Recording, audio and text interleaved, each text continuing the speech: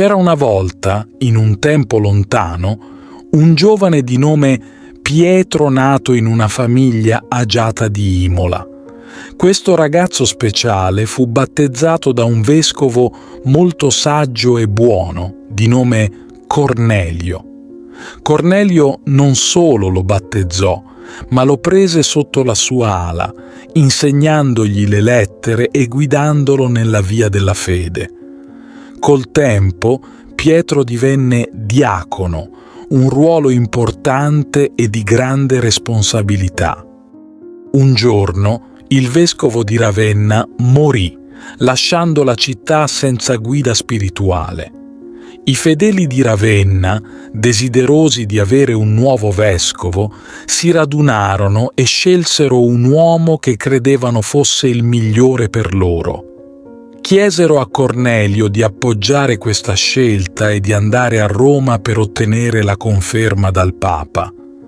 Cornelio accettò e portò con sé Pietro. Giunti a Roma, però, accadde qualcosa di straordinario. Papa Sisto, ispirato da una visione divina, decise di non confermare l'elezione del nuovo vescovo scelto dai fedeli di Ravenna.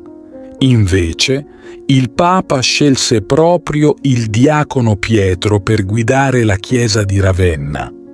Pietro accettò con umiltà e grande spirito di servizio. Arrivato a Ravenna, Pietro si dedicò con tutto il cuore alla sua nuova missione. Notò subito che c'erano molti abusi e comportamenti sbagliati, specialmente durante le celebrazioni di gennaio, che somigliavano all'attuale carnevale. Con grande ardore e fermezza, lavorò instancabilmente per porre rimedio a queste usanze. Il popolo di Ravenna presto imparò a rispettarlo e ad amarlo per la sua dedizione e il suo coraggio. Pietro era un oratore straordinario, tanto che il suo modo di parlare veniva descritto come parola d'oro. Non solo sapeva parlare bene, ma era anche un eccellente scrittore. Scrisse molti discorsi. Più celebri erano quelle in cui esortava il popolo a non mescolare le gioie del cielo con quelle della terra, ricordando loro che chi vuole godere con il diavolo in terra non potrà godere con Cristo in cielo. Verso la fine della sua vita, Pietro si trovò a dover difendere la fede contro un uomo che insegnava cose sbagliate su Gesù Cristo. Questo eretico, di nome Eutiche, sosteneva che in Gesù ci fosse solo una natura, confondendo così la sua natura umana con quella divina.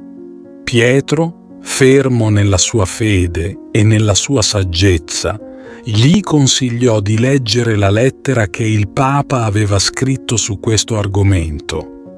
Disse a Eutiche di sottomettersi all'autorità del Papa, poiché l'Apostolo Pietro, che vive nella sede del Pontefice, non si rifiuta di insegnare la verità a chi la cerca sinceramente. Pietro partecipò anche a un importante concilio, dove l'eresia di Eutiche fu definitivamente condannata e la dottrina della Chiesa venne chiarita e confermata. Poco dopo questo evento, Pietro, il vescovo dal cuore d'oro e dalla parola d'oro, volò aghi eterni gaudi, lasciando un'eredità di fede, saggezza e amore che ancora oggi risplende. E così la storia di Pietro Crisologo, il santo dalla parola d'oro, continua a ispirare e a illuminare i cuori di chi ascolta, ricordando a tutti noi l'importanza della verità, del coraggio e della fede incrollabile.